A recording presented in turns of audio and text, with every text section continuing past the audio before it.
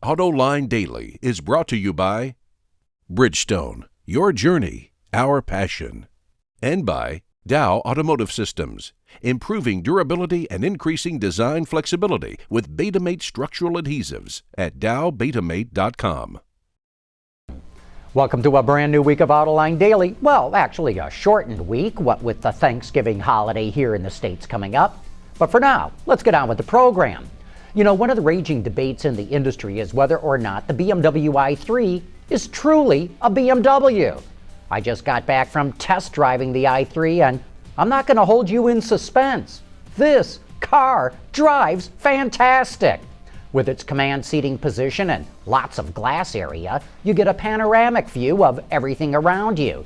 Thanks to a super low center of gravity, what with the batteries mounted in the floor, the i3 has go-kart-like handling. Yeah, even with those skinny little tires.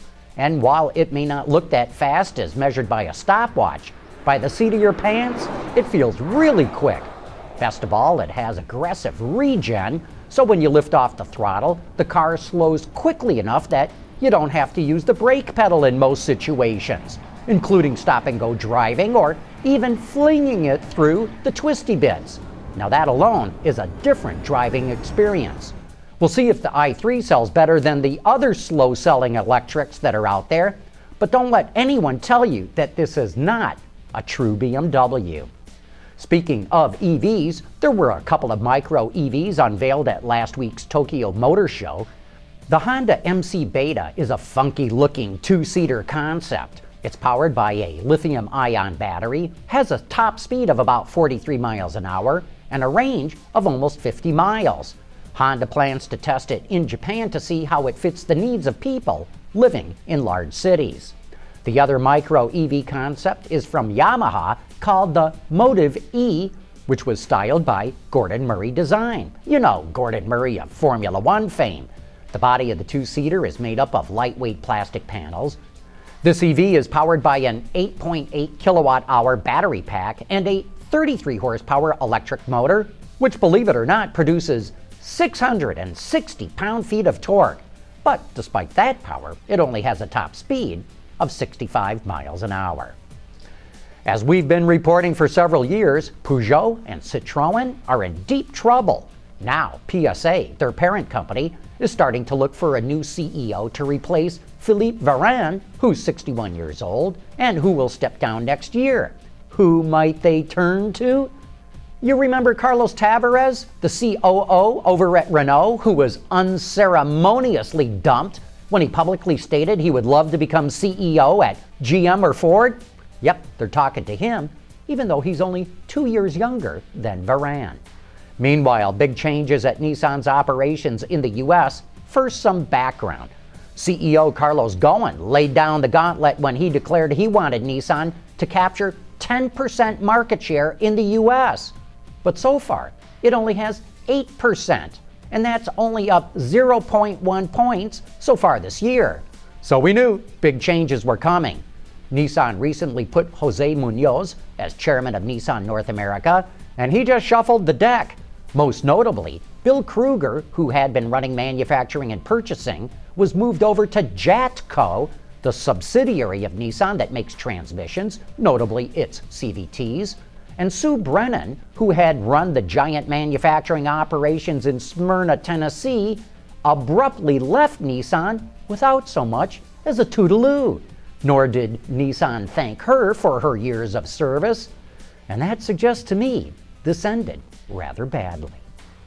Those Ron Burgundy ads for the Dodge Durango featuring comedian Will Ferrell are generating even more controversy. When the comedian appeared on Conan O'Brien's late night show, in his character as Ron Burgundy, he flat out called the Durango a terrible car, and that after driving it just 4 feet, it cracked in half. Some industry observers think that Dodge executives must be squirmingly uncomfortable with comments like that. Me?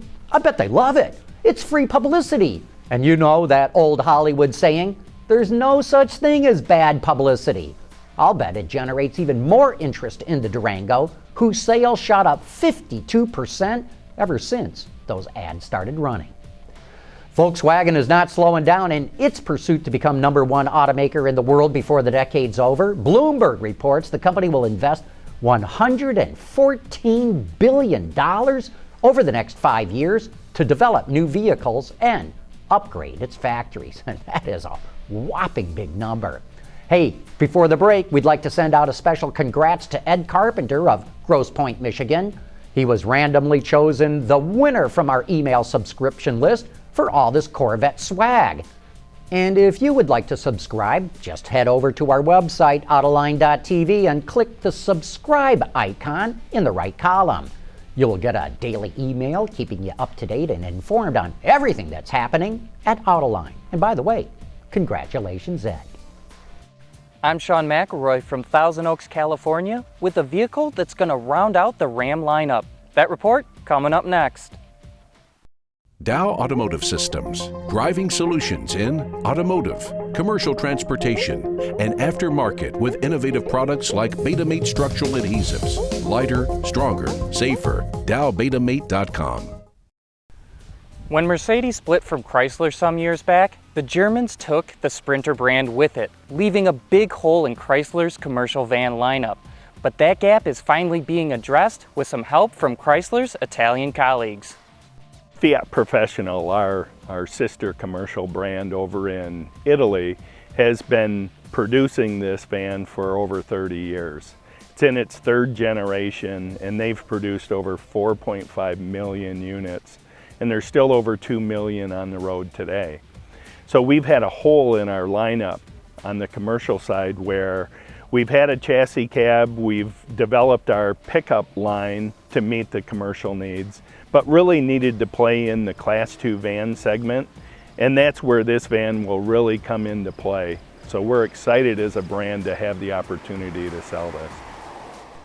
European vans are made for those nice and smooth European roads, so when Chrysler's engineers started getting serious about bringing this Fiat van to America, they knew the first thing they would have to do is improve the van's durability for our rough American roads. We know this is a commercial van, it's got to be durable. So we put a lot more steel reinforcements in the suspension, modified the suspension to take up those inputs, and also of course put in a US powertrain. We put in our Pentastar 3.6 liter engine coupled with our 62TE front wheel drive transmission. It makes for a great powertrain. It's really surprising, I think, when you see the size of this vehicle and how capable the Pentastar engine is inside it. So it is a front wheel drive unibody van, which gives us a great advantage because front wheel drive is very efficient. You eliminate all the drive line that goes rear, big heavy axles, all that weight comes out, as well as it allows us to lower the floor pan. So we have the lowest load floor in the segment, which means it's much easier to climb in and out. And for a delivery van guy, that's a huge deal. They're in and out of the vans 100 times a day. So a little less step in can save a lot of fatigue on the drivers. I have to say, I wasn't sure what to expect from this van, but after our drive, I was pleasantly surprised. With its large front and side windows, you get a commanding view of the road. And even though it's front wheel drive with a V6, it really doesn't seem like it. The one drawback I see is that the armrest is a little too far from the seat. Other than that, I think customers are really gonna like it. From Thousand Oaks, California, for Autoline Daily, I'm Sean McElroy. Very interesting to see Dodge getting into a big commercial van like that. Anyway, that wraps up today's report. Thanks for watching, and I invite you to join us again tomorrow.